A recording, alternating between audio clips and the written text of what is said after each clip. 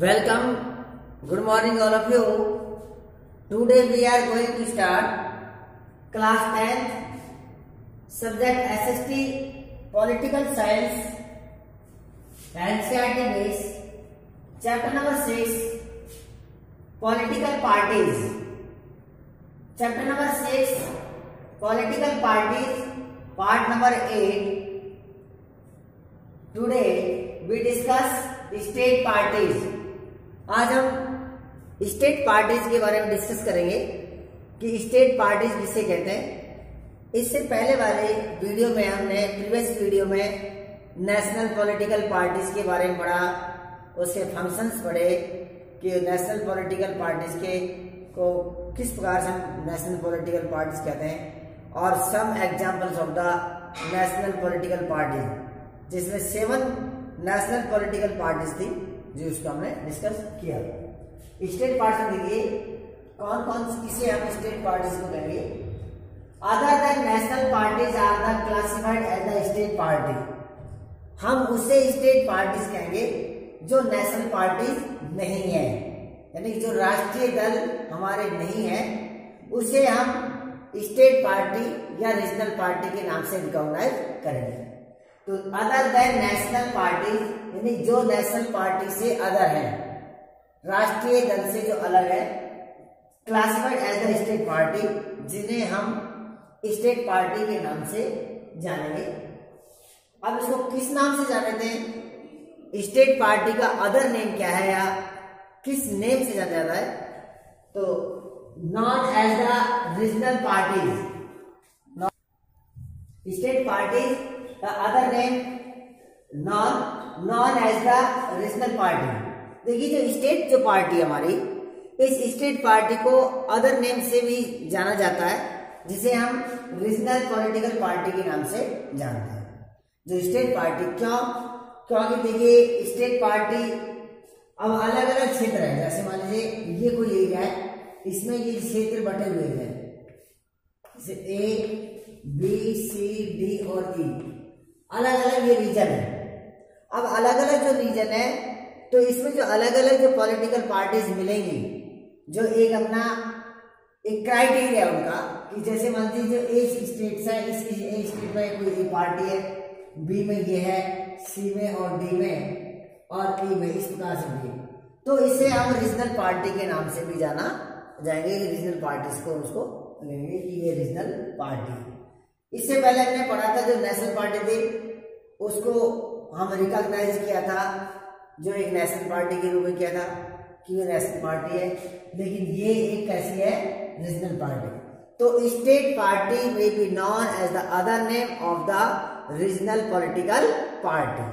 तो state party को ही हम अन्य नाम रीजनल पॉलिटिकल पार्टी के नाम से जानते हैं. Making Indian parliament diversity. अब देखिए ये जो रीजनल पार्टी या जिसे हम रीजनल पार्टी या जिसे हम स्टेट पार्टी कहते हैं, ये मेकिंग इंडियन पार्लियामेंट, जो भारतीय जो पार्लियामेंट है उसमें गवर्नमेंट को बनाने में इसका एक बहुत बड़ा रोल होता है, बहुत बड़ा रोल. और ये पूरे देश के अंदर एक डाइवर्सिटी है, ये फैली हुई है, अलग अलग है, क्योंकि अलग अलग स्टेट की ज्योग्राफिकल कंडीशंस देखते हैं या अन्य किसी बेस के ऊपर हम उसका कंस्ट्रक्शन देखते हैं या किसी सोसाइटी के अकॉर्डिंग देखते हैं, तो डिफरेंस है. तो इसलिए पूरे कंट्री के अंदर भी ये डिफरेंट नाम से अलग अलग रीजनल पार्टी होती है. तो मेकिंग इंडियन पार्लियामेंट डाइवर्सिटी, तो भारत की जो हम कह सकते हैं ये भारत की जो पार्लियामेंट है जिसका कॉन्स्टिट्यूशन बना हुआ है, उसमें भी ये पॉलिटिकल पार्टीज की जो है ना डाइवर्सिटी है, विविधता है. नहीं सिंगल ये कह सकते हैं कोई एक रीजनल पार्टी का योगदान नहीं होता. बहुत सी जो रीजनल पार्टीज हैं उस रीजनल पार्टी से बनकर ही हमारा यानी कि जो इंडियन जो पार्लियामेंट है उसका मेकिंग किया जाता है, ये उसमें भागीदारी होती है.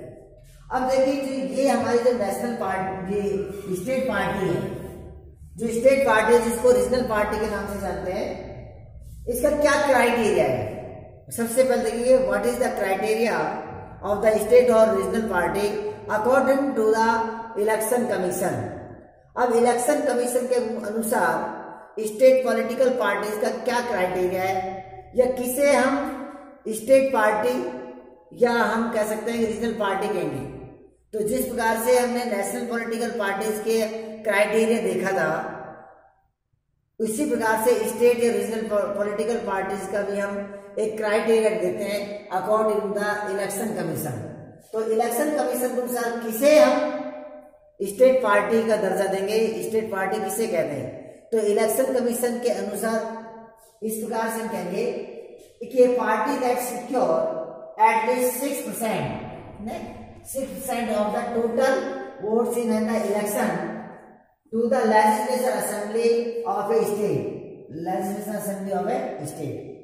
अब देखिए इसमें 6% वोटिंग के भी होता है, 6% जो वोट है वे लेजिस्लेटिव असेंबली और एनी स्टेट के अंदर होता है। किसके अंदर? स्टेट, क्योंकि अलग अलग स्टेट की अलग अलग लेजिस्लेटिव असेंबली की सीट डिफरेंस होती है। जैसे राजस्थान के अंदर 200 सीट्स है, कई बार 60 है, कई बार 60 से वो है 200 से भी ज्यादा। जैसे उत्तर प्रदेश में 200 से भी ज्यादा लेजिस्लेटिव असेंबली सीट है, कहीं 160 है, कहीं 60 है। तो अलग अलग स्टेट की जो लेजिस्लेटिव असेंबली है, जिसे हम विधानसभा या विधानमंडल कहते हैं, उसमें अलग अलग सीट्स हैं। तो अगर किसी एक स्टेट में अगर लेजिस्लेटिव असेंबली इलेक्शन होते हैं तो उस इलेक्शन के अंदर, लेजिस्लेटिव असेंबली इलेक्शन के अंदर अगर 6% टोटल वोट्स ऑब्टेन कर लेती कोई भी पॉलिटिकल पार्टी, तो वे हमारा इलेक्शन कमीशन के अनुसार उसको हम क्या कहेंगे, हम उसको स्टेट पॉलिटिकल पार्टी या रीजनल पॉलिटिकल पार्टी कहेंगे। रिकॉल कर रहा हूं, देखिए a party that secure at least 6% of the total votes in and the election to the legislative assembly by of a state। अगर किसी भी एक स्टेट की लेजिस्लेटिव असेंबली इलेक्शन में जितने टोटल वैलिड जो वोट गिरे हैं उसमें 6% वोट अगर उसने ऑब्टेन कर लेती है तो it's means the state party, तो वे स्टेट पार्टी आएगी। दूसरा एंड यानी और हम क्या कह सकते हैं, और दूसरा क्या हो रहा है, wins at least 2 seats in the recognized as a state party। और दूसरा कि कम से कम उसको 2 सीट भी विंस चाहिए, जीतनी चाहिए। जैसे मान लीजिए राजस्थान लेजिस्लेटिव असेंबली की इलेक्शन हुई और राजस्थान लेजिस्लेटिव इलेक्शन में जैसे इलेक्शन हुई कोई, जैसे मान लीजिए 100 वोट्स पड़े, तो उस 100 वोट्स के अंदर 6% यानी 6 वोट तो उस पार्टी को चाहिए। और जैसे 200 सीट्स है, ये तो आपके वोट्स है और ये हमारी सीट्स है, तो मान लीजिए 100 वोट गिरे पूरे राजस्थान के अंदर, तो उसको 6% मीन 6 वोट चाहिए, 6 वोट। और नेक्स्ट 200 जो सीट्स है, 200 सीट्स में उसको 2 सीट्स उसको चाहिए। तब हम उसको इलेक्शन जो कमीशन है उसको स्टेट पार्टी है उसको रिकॉग्नाइज कर देगा, स्टेट पार्टी को रिकॉग्नाइज कर देगा। अगर इस क्राइटेरिया के अंदर नहीं आएगी तो उसको हम स्टेट पॉलिटिकल पार्टी नहीं कह सकते। तो यही कह रहा है कि उसको किसी भी स्टेट की लेजिस्लेटिव असेंबली के इलेक्शन में जो टोटल जो वोट्स हैं, जो लेजिमेट जो वोट्स हैं, वह वोट उसका 6% तो वोट होना चाहिए और उस स्टेट के अंदर 2 सीट्स उसको विन होनी चाहिए, 2 सीट उसको जीतनी चाहिए। अगर ये क्राइटेरिया होता है तो हम उसको पॉलिटिकल पार्टी, कौन सी, स्टेट पॉलिटिकल पार्टी कहेंगे, स्टेट पॉलिटिकल पार्टी कहेंगे। अगर मैं आपको बैक में जाता हूँ, नेशनल पॉलिटिकल पार्टी से पढ़े थे, तो उस नेशनल पॉलिटिकल पार्टी जो क्राइटेरिया 6% टोटल वोट इनका लोकसभा था, इसमें लोकसभा में टोटल वोट्स थे और साथ में 4 सीट थी, 4 जो सीट थी आपकी जो थी वे भी लोकसभा के अंदर थी। किसी भी स्टेट के यानी कि लोकसभा के अंदर आपकी 4 सीट लेनी थी और 6% टोटल वोट्स थे। तो ये नेशनल उसका पॉलिटिकल था, उसको आपको इससे थोड़ा कंपेयर करना है तब आपको समझ में आ जाएगा। तो ये हो गया आपका इलेक्शन कमीशन की, जो इलेक्शन कमीशन का जो क्राइटेरिया है, जो इलेक्शन कमीशन का क्राइटेरिया है 6% वोट लेजिस्लेटिव असेंबली में और 2 सीट्स है उसको विन चाहिए। नेक्स्ट है these are the commonly refer to as the regional party. निश्चित है कि इसको हम रीजनल पार्टी के नाम से जानेंगे।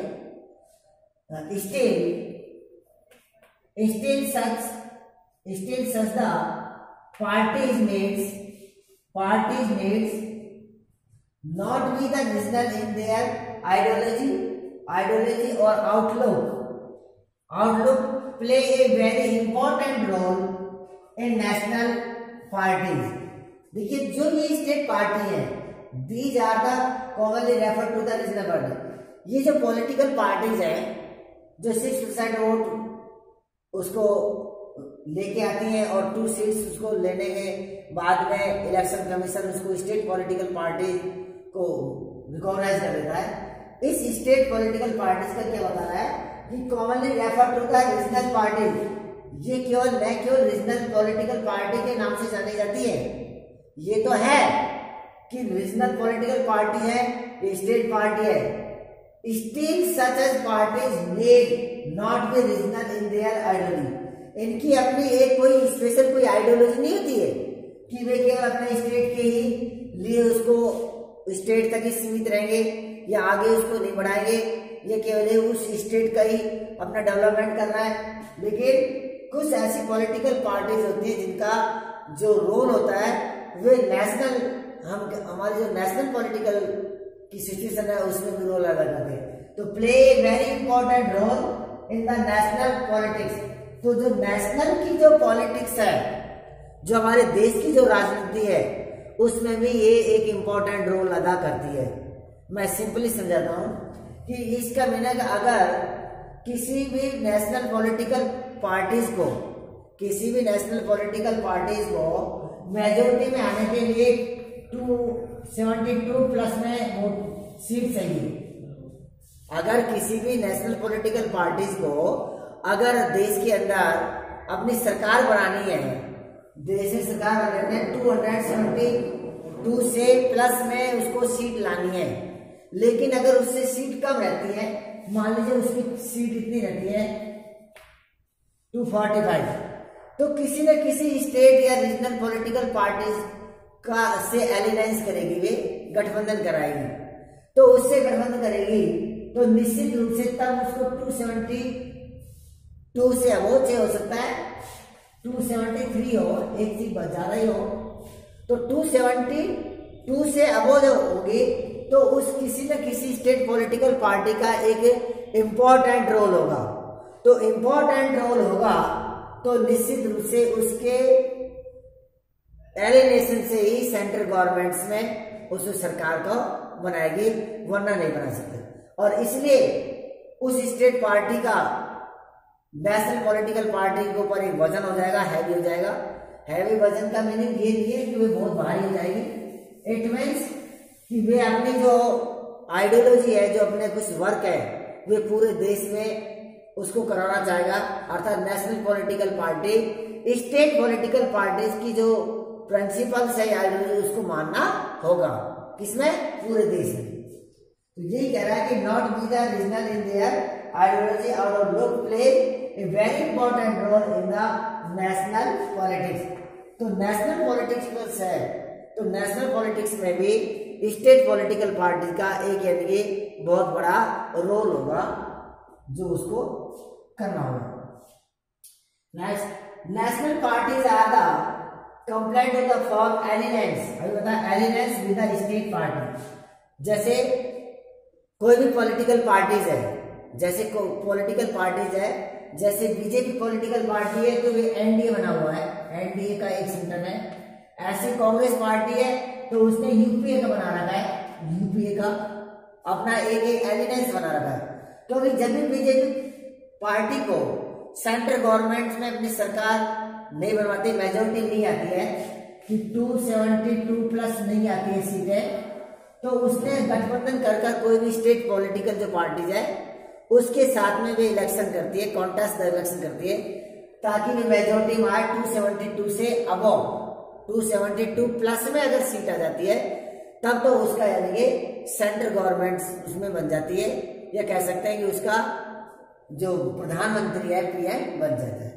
क्योंकि अगर एमएलए के एमपी के इलेक्शन होते हैं एमपी के, तो एमपी के इलेक्शन में मेंबर ऑफ जो पार्लियामेंट होते हैं, मेंबर ऑफ पार्लियामेंट की जो सीट है 272 से प्लस में होगी तभी वे सरकार मेजोरिटी में होगी, अगर इसे डाउन होगी तो नहीं। इसी प्रकार जैसे यूपी गवर्नमेंट है, अगर यूपीए गवर्नमेंट को जो कांग्रेस पार्टी है, कांग्रेस पार्टी का एक एलियंस है, उसका नाम है यूपीए, यूनाइटेड प्रोग्रेसिव एलियंस है, तो उसको भी इसी प्रकार से अगर सेंट्रल गवर्नमेंट अगर उनका पीएम बनाना है, प्रधानमंत्री बनाना है, तो 272 प्लस में उसके एमपी जाएंगे तभी ये सीट, तभी ये सरकार बन सकती है, वरना नहीं। इसलिए एलियंस का भी काम करती है, एक बहुत बड़ा रोल होता है। तो कह रहा है कि national parties are complaint from the alliance with the state party, कि स्टेट पार्टी को साथ लेकर नेशनल पॉलिटिकल पार्टीज है अपना एक एलियंस बनाती है, अपना एक गठबंधन बनाती है, जिससे भी मेजोरिटी में आकर देश में अपने रंदा गवर्नमेंट कर सके, सरकार को चला दे। The strengthening of the federalism and the democracy in our country, ये सी है कि हमारे भारत देश के अंदर ये कुछ ऐसी पॉलिटिकल पार्टीज है, जो स्टेट पॉलिटिकल पार्टीज है, जो बहुत ही पावरफुल है, शक्तिशाली है। इसलिए हमारे भारत देश को, जो हमारा भारत देश है, उसको एक डेमोक्रेटिक कंट्री का निर्माण कराती है, डेमोक्रेटिक देश का निर्माण करती है। कि इट मीन्स कह सकते हैं कि कुछ पॉलिटिकल पार्टीज है जो है तो स्टेट पॉलिटिकल पार्टी, लेकिन उनकी सेवरल यूनिट्स हैं इन द कंट्री, और वे इस प्रकार से प्ले रोल अदा करती हैं जैसे नेशनल पॉलिटिकल पार्टी। जैसे कौन कौन सी पॉलिटिकल पार्टीज है, एग्जाम्पल्स हैं, जैसे एग्जाम्पल्स है समाजवादी पार्टी, समता पार्टी, और जो समाजवादी पार्टी उत्तर प्रदेश में मुलायम सिंह वाली है ना, समता पार्टी, राष्ट्रीय जनता दल, है ना, हैव द नेशनल लेवल, ये जो पॉलिटिकल पार्टी है द नेशनल लेवल, आपका national level organisation, politics organisation कर सकते हैं इसको। जैसे आपकी समाजवादी पार्टी, समता पार्टी, राष्ट्रीय जनता दल, ये पॉलिटिकल पार्टी है तो स्टेट पार्टी, लेकिन ये स्टेट पार्टी एक इतनी स्ट्रेंथफुल है, इतनी शक्तिशाली है कि इनका जो ऑर्गेनाइजेशन है, इनका जो है द नेशनल ऑर्गेनाइजेशन है, जो नेशनल लेवल ऊपर है, अर्थात जब सेंट्रल गवर्नमेंट में, गवर्नमेंट ऑफ इंडिया की जो सरकार बनती है, तो उसमें इनका एक रोल होता है, बहुत बड़ा रोल होता है, जिसमें किसी भी सरकार के निर्माण के लिए इनका विशेष रोल होता है। तो इसके कह सकते हैं कि समाजवादी पार्टी है, समता पार्टी, राष्ट्रीय जनता दल है, ये जो पार्टी है, इनका जो लेवल है एक नेशनल ऑर्गेनाइजेशन के ऊपर है। तो क्योंकि इनकी जो यूनिट्स हैं ये पूरे इंडिया में, इसकी यूनिट्स है जो स्प्रेड है, फैली हुई है ना, many units are spread in the country, अपने देश के अंदर फैली है, तो इनका विशेष योगदान होता है। तो है तो ये स्टेट पार्टी, रीजनल पार्टी, लेकिन सेंट्रल गवर्नमेंट या गवर्नमेंट ऑफ इंडिया की सरकार को बनाने में इनका विशेष योगदान होता है, इसलिए ये पावरफुल है। अदर कुछ ऐसी पॉलिटिकल पार्टीज है जो केवल स्टेट तक ही हमने सीमित है, जो स्टेट लेवल तक है, उनको यानी कि उच्च लेवल के ऊपर नहीं है, स्टेट लेवल ज्यादा उसको आइडेंटिफाई किया जाए। जैसे बीजू जनता दल है, जैसे बीजू जनता दल है, सिक्किम डेमोक्रेटिक फ्रंट है, मिजो नेशनल फ्रंट है, जैसे मिजो नेशनल फ्रंट है मिजोरम में होगी, मिजोरम का एक दल है, और इसी प्रकार से सिक्किम डेमोक्रेटिक, सिक्किम क्या होगा, सिक्किम होगा सिक्किम स्टेट के अंदर, इसी प्रकार से बीजू जनता दल है, ये जो पटनायक वाले।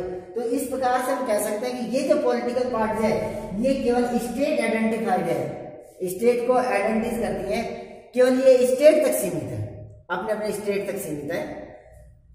तो हम ये कह सकते हैं कि ये जो हमारे जो कुछ स्टेट पॉलिटिकल पार्टीज हैं जो पावरफुल है, जैसे मैंने बताया था समाजवादी पार्टी है, समता पार्टी, राष्ट्रीय जनता दल है, इनका नेशनल लेवल पे वही सरकार बनाने में विशेष रोल होता है।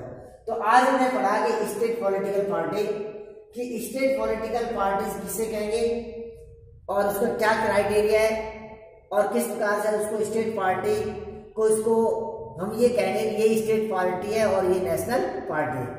तो इसका जो क्राइटेरिया है जो वोटर्स और सीट के अकॉर्डिंग इलेक्शन कमीशन जो है उसको एक रिकॉग्नाइज करता है, उसको निर्धारित करता है।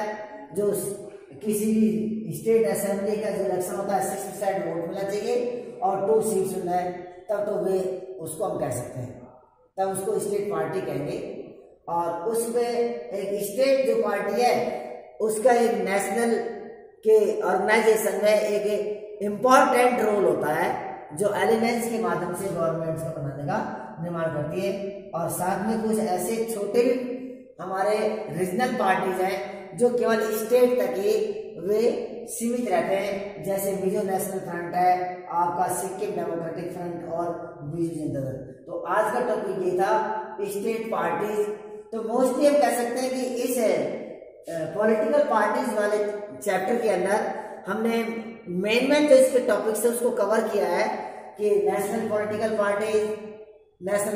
पार्टीज के कौन कौन से एग्जाम्पल, जैसे 7 नेशनल पॉलिटिकल पार्टीज देखी और उसकी आइडियोलॉजी, प्रिंसिपल्स, और साथ में हमने स्टेट पार्टीज को देखा।